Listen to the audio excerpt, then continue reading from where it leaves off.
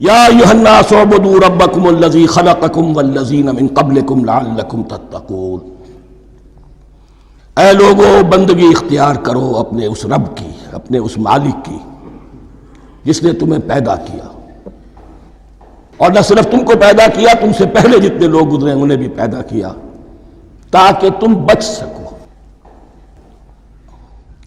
یہ قرآن کی دعوت کا خلاصہ ہے، اور یہ نوٹ کر لیجئے یہ تمام انبیاء اور رسول کی دعوت یہی تھی، لیکن یہاں ایک فرق بہت بڑا ہے۔ تمام رسولوں کی دعوت یہی ہے، محمد الرسول اللہ کی بھی یہی ہے، لیکن بڑا فرق کیا ہے؟ باقی تمام رسولوں کی دعوت آپ کو ملے گی یا قوم، اے میری قوم کے لوگوں، یہاں ہے یا ایھا الناس، اے بنی آدم، اے بنی نوع انسان۔ معلوم ہوا کہ تمام رسول حضور سے پہلے صرف اپنی اپنی قوموں کی طرف آئے ہیں۔